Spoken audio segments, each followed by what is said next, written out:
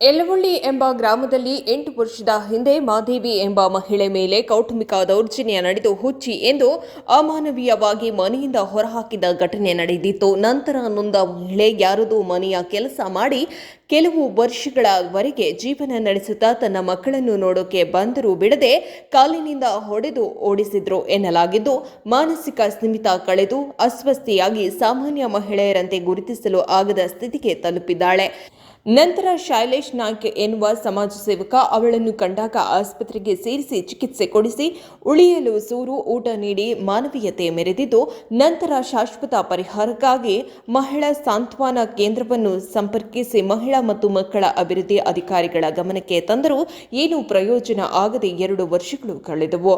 ನಂತರ ಯಾರದೋ ಒಬ್ಬರ ಸಲಹೆಯ ಮೇರೆಗೆ ಕೆಆರ್ಎಸ್ ಪಕ್ಷದ ಜಿಲ್ಲಾ ಅಧ್ಯಕ್ಷ ನೀಲಕಂಠ ನಾಯಕ್ ಅವರ ಸಂಪರ್ಕ ಮಾಡಿದ್ದಾರೆ. ವಿಚಾರ ತಿಳಿದ ಕೆಆರ್ಎಸ್ ಪಕ್ಷದ ತಂಡ ಜಿಲ್ಲಾಧ್ಯಕ್ಷರು ನೀಲಕಂಠ ನಾಯಕ್, ಜಿಲ್ಲಾ ಸದಸ್ಯರು ಸಂದೀಪ್ ನಾಯಕ್, ಜಿಲ್ಲಾ ಯುವ ಘಟಕದ ಅಧ್ಯಕ್ಷ ಸೀತಾರಾಮ್ ಗೌಡ, ಹೊನ್ನಾವರ ಉಪಾಧ್ಯಕ್ಷರು ಗಣಪತಿ ನಾಯಕ್ ಸ್ಪಂದಿಸಿ 2 ದಿನಗಳ ತನಿಖೆ ನಡೆಸಿ ಅಧಿಕಾರಿಗಳಿಗೆ ತರಾಟೆಗೆ ತೆಗೆದುಕೊಂಡು ನೊಂದ ಮಹಿಳೆಗೆ ನ್ಯಾಯ ಒದಗಿಸುವಲ್ಲಿ ಯಶಸ್ವಿಯಾಗಿದ್ದಾರೆ.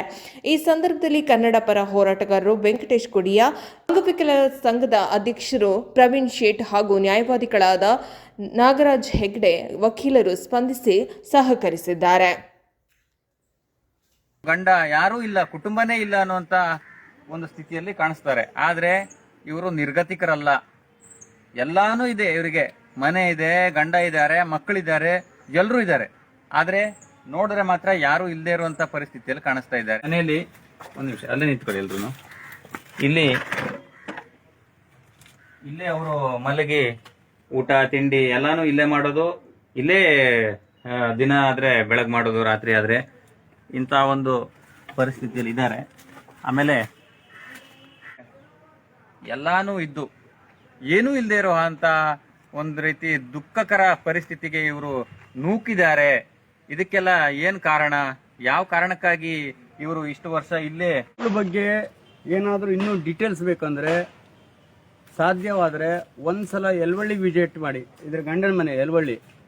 ಇವ್ರ ಸಮಾಜದವರೇ, ಇವ್ರ ಮಾವ ಎಂಥವ್ರು, ಇವ್ರ ಗಂಡ ಎಂಥವ್ರು, ಅಲ್ಲಿ ಯಾವ ರೀತಿ ಇವಳ ಮೇಲೆ ಅಕ್ರಮ ಅನಾಚಾರ ನಡೆದಿದೆ ಅಂತೇಳಿ ಅವರ ಸಮಾಜದವರು, ಅಂದ್ರೆ ಮರಾಠಿ ಸಮಾಜದವರು, ಎಲ್ಲ ಸಮಾಜದವರು ಇದ್ದಾರೆ ಅಲ್ಲಿ. ಮಡಿವಾಳರಿದ್ದಾರೆ, ನಾಯಕರಿದ್ದಾರೆ, ಗೌಡರಿದ್ದಾರೆ, ಎಲ್ಲ ಪ್ರತಿಯೊಬ್ಬರು ಭಂಡಾರಿಗಳಿದ್ದಾರೆ. ಎಲ್ಲರೂ ಹೇಳ್ತಾರೆ ಅಸಲಿ ವಿಷಯ. ನಾವು ದೂರದಿಂದ ಕೇಳ್ತೀವಿ, ಅದ್ರಲ್ಲಿ ಪಿಕ್ಚರೇ ಮಾಡಿ ತೋರಿಸ್ತಾರೆ ಅವರು. ದಯಮಾಡಿ ಒಂದ್ಸಲ ಯಲವಳ್ಳಿಗೆ ಭೇಟಿ ಕೊಡಿ. ಇವತ್ತಿನ ದಿನದಲ್ಲಿ ಎಂತೆಂತ ಅನ್ಯಾಯ ಅಕ್ರಮ ನಮ್ಮ ಹತ್ರದಲ್ಲಿ ನಡೀತದೆ ಸ್ವಲ್ಪ ನೋಡ್ಕೊಂಡು ಬನ್ನಿ. ಮಾತಾಡ್ತೀರಾ ನಮ್ಮ ಈಗ ಸ್ವಲ್ಪ ಮಾತಾಡಿ. ನಿಮ್ಗೆ ಮನೆ ಬೇಕಲ್ಲ, ಈಗ ಏನಾಗ್ಬೇಕು ಹೇಳಿ? ಮನೆ ಬೇಕಲ್ಲ, ಮನೇಲಿ ಮಕ್ಕಳು ಗಂಡ ಎಲ್ಲ ಬೇಕಲ್ಲ, ಹೇಳಿ ಮಾತಾಡಿ. ಇಲ್ಲ, ಅವರು ಸ್ವಲ್ಪ ಭಯ ಪಟ್ಕೊಳ್ತಾರೆ ನೋಡಿ. ಇದು ಈ ಪರಿಸ್ಥಿತಿಯಲ್ಲಿ ಇವರು ಸಾಕು ಬಿಡಿ, ಸಾಕು, ಆಯ್ತು.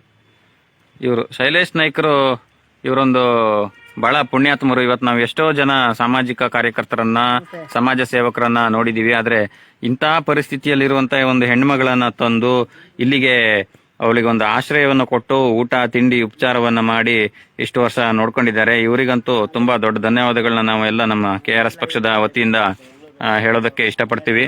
ಹಾಗಾಗಿ ಇವರು ಇಲ್ಲೇ ಇರುವಂತದ್ದು, ಇವರು ಏನೋ automobiles second hand spare parts ಉದ್ಯೋಗವನ್ನ ಮಾಡುವವರು, ಇಲ್ಲೇ ಉಳ್ಕೊಂಡವರು. ಇವ್ರ ಪಕ್ಕದಲ್ಲೇ ಇರುವಂತ ಒಂದು ಬಿಡಾರವನ್ನ ಇವರಿಗೆ ಕೊಟ್ಟಿದ್ದಾರೆ. ಇವತ್ತು ಯಾರಾದ್ರೂ ಒಂದು ನಿರ್ಗತಿಕರು ಅಂತಲ್ಲ, ಗತಿಕರೇ ಬಂದಂತ ಸಂದರ್ಭದಲ್ಲೂ ಇವತ್ತು ಒಂದು ತುತ್ತಿನ ಊಟ ಕೊಡೋದಕ್ಕೆ, ನೀರು ಕೊಡೋದಕ್ಕೆ, ಸಣ್ಣ ಪಟ್ಟದ ಒಂದು ಉಪಚಾರ ಮಾಡೋದಕ್ಕೂ ಹಿಂದೆ ಮುಂದೆ ಕಾಣುವಂತ ಸಂದರ್ಭದಲ್ಲಿ ಇವರು ಶೈಲೇಶ್ ನಾಯ್ಕರು ಬಹಳ ದೊಡ್ಡ ಪುಣ್ಯದ ಕೆಲಸವನ್ನ ಮಾಡಿದ್ದಾರೆ. ದೇವರು ಇವರಿಗೆ ಒಳ್ಳೇದ್ ಮಾಡ್ಲಿ ಅಂತ ಹೇಳ್ತೀನಿ. ದಯವಿಟ್ಟು ನೋಡಿ, ಇವರು ಎಲ್ಲಾ ಇದ್ರೂ ಕೂಡ ಇಂಥ ಪರಿಸ್ಥಿತಿಯಲ್ಲಿ ಉಳ್ಕೊಳ್ಳುವಂತ ಸ್ಥಿತಿ ಬಂದಿದೆಯಲ್ಲ, ಇಂಥ ಪರಿಸ್ಥಿತಿ ಯಾವ ಹೆಣ್ಣು ಮಗಳಿಗೂ ಬರೋದು ಬೇಡ. ಹಾಗಾಗಿ ಈ ಅಧಿಕಾರಿಗಳೇನಾದ್ರೂ ಕೆಲಸ ಮಾಡೋ ಹಾಗಿದ್ದಿದ್ರೆ, ನ್ಯಾಯವಾಗಿ ಕೆಲಸ ಮಾಡಿದಿದ್ರೆ ಈ ಹೆಣ್ಮಗಳು ಇಲ್ಲಿ ಬಂದು ಉಳ್ಕೊಳ್ಳುವಂತ ಪರಿಸ್ಥಿತಿ ಇರಲಿಲ್ಲ.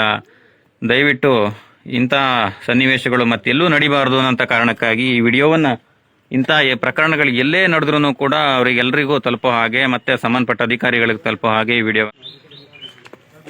ಇಲ್ಲಿ ಬನ್ನಿ ಅಮ್ಮ, ಗಾಡಿಗೆ ಬನ್ನಿ, ಗಾಡಿ ಹತ್ತಿ ಕಳಿಸ್ತೀವಿ, ಕೂತ್ಕೊಳ್ಳಿ. ಮತ್ತೆ ನೀವು ಯಾರಾದ್ರೂ ಪೊಲೀಸ್ನವ್ರು ಯಾರಾದ್ರೂ ಕೂತ್ಕೊಳ್ಳೋದಾರೆ ಕೂತ್ಕೊಳ್ಳಿ.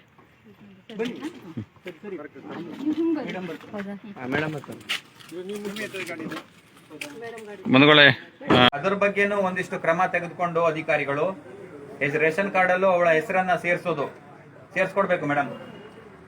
ಏನಂತ ಬರ್ಕೊಟ್ರಿ? ಏನಂತ ಬರ್ಕೊಟ್ರಿ ಸ್ವಾಮಿ? ಅವಳು ಇಲ್ಲ ಅಂತ ಬರ್ಕೊಟ್ರ ಅಥವಾ ದಾರಿ ಮೇಲೆ ತಿರ್ಗಾಡ್ತಿದ್ದಾಳೆ ಅಂತ ಬರ್ಕೊಟ್ರ? ಕರೆದ್ರೆ ಬರೋದಿಲ್ಲ. ಮೆನ್ಷನ್ ಆಗೋದಕ್ಕೆ ಏನ್ ಸ್ವಾಮಿ ಅಲ್ಲಿ ಬಿಡಿ. ಆ ಫುಡ್ ಇನ್ಸ್ಪೆಕ್ಟ್ರು ಅದನ್ನೇ ಮಾಡಿದ್ದಾನೆ ಬಿಡಿ. ಕರೆದ್ರೆ ಬರೋದಿಲ್ಲ ಅಂತಂದ್ರೆ ಯಾರನ್ನ ಬೇಕಾದ್ರೂ ಕ್ಯಾನ್ಸಲ್ ಮಾಡ್ತಾನೆ, ಯಾರನ್ನ ಬೇಕಾದ್ರೂ ಸೇರಿಸ್ತಾನೆ. ಇಲ್ಲಿ ಅವನ್ ದೊಡ್ಡ ಅಯೋಗ್ಯ. ಈಗ ಅವನ ನಂಬರ್ ಇದೆಯಾ ಮೇಡಮ್? ಆಯ್ತು ಮಾಡಿ, ಥ್ಯಾಂಕ್ ಯು. ರೇಷನ್ ಕಾರ್ಡ್ ಅಲ್ಲಿ ಇರ್ಲಿಲ್ಲ, ಹಾಗಾಗಿ ಅವರು ಅಧಿಕಾರಿಗಳಿಗೆ ಫುಡ್ ಇನ್ಸ್ಪೆಕ್ಟರ್ಗೆ ಏನು ಅವ್ರ ವಿಚಾರ ತಿಳಿಸ್ತಾರೋ ಬಿಡ್ತಾರೋ ಗೊತ್ತಿಲ್ಲ. ಆದ್ರೆ ಇವಳ ಹೆಸರು ಅವರ ರೇಷನ್ ಕಾರ್ಡ್ ಅಲ್ಲಿ ಎಂಟ್ರಿ ಆಗೋದ್ ಮೂಲಕ ಆ ಕುಟುಂಬದಲ್ಲೂ ಇವಳು ಒಬ್ಬಳು ಸದಸ್ಯರಾಗಿ ಆಡ್ ಆಗ್ತಾಳೆ. ಅದು ನಿರ್ಣಯ ಆಗಿದೆ. ಹಾಗಾಗಿ ಅವರು ಮುಚ್ಚಳಿಕೆ ಬರ್ತಿರೋದನ್ನು ಓದಿದೀವಿ. ಇಲ್ಲ ಅಂತಂದ್ರೆ ನೋಡೋಣ. ಮತ್ತೆ ಈಗ ಅವಳನ್ನ ಕರ್ಕೊಂಡು ಅವ್ರ ಮನೆವರೆಗೂ ಬಿಡೋದಕ್ಕೆ ಸಾಧ್ಯ ಆದ್ರೆ ನಾವು ಒಂದಿಷ್ಟು ಜನ ಹೋಗ್ಬೋದು. ಇದು ಮಾದೇವಿ ಅನ್ನೋರ ಮನೆ. ಈಗ ಈ ಕ್ಷಣಕ್ಕೆ ಇಲ್ಲಿಗೆ ನಾವು ಬಂದು ತಲುಪಿದ್ದೀವಿ. ನಮ್ಮ ಜೊತೆಗೆ CDPO ಅಧಿಕಾರಿಗಳು ಮತ್ತು ಸಾಂತ್ವನ ಕೇಂದ್ರದ ಸಿಬ್ಬಂದಿಗಳು ಹಾಗೂ ಪೊಲೀಸ್ ಇಲಾಖೆಯಿಂದ ಒಂದು ಮಹಿಳಾ ಸಿಬ್ಬಂದಿ ನಮ್ಮ ಜೊತೆಗಿದ್ದಾರೆ. ಇಲ್ಲಿ ಮಾತಾಡ್ತೀರಿ ಅಮ್ಮ? ನಿಮ್ಮ ಮನೆಗೆ ಬಂದಿದ್ರಲ್ಲ, ಈಗ ಖುಷಿ ಆಯ್ತು ನಿಮಗೆ?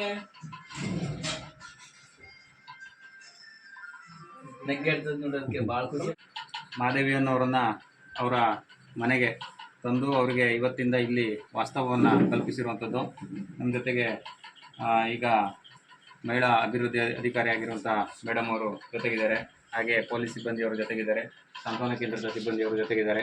ಹಾಗೆ ಸ್ವಲ್ಪ ಇಲ್ಲಿ ಬಂದ್ಬಿಟ್ಟು ಅಣ್ಣ, ಇನ್ನು ಮುಂದೆ ಯಾವುದೇ ಕಾರಣ ಏನೇ ಸಮಸ್ಯೆ ಬಂದು ಹೇಳು, ಸ್ವಲ್ಪ ಕೇಳ, ಕೈ ಮುಗಿತೀನಿ ಅಣ್ಣ. ನಿಮ್ಗೂ ಕೈ ಮುಗಿಸ್ಕೊಳ್ತಿದ್ದೀನಿ. ಈ ಥರ ಇನ್ನು ಮುಂದೆ ನಡಿಬಾರ್ದು, ಆಯ್ತಾ?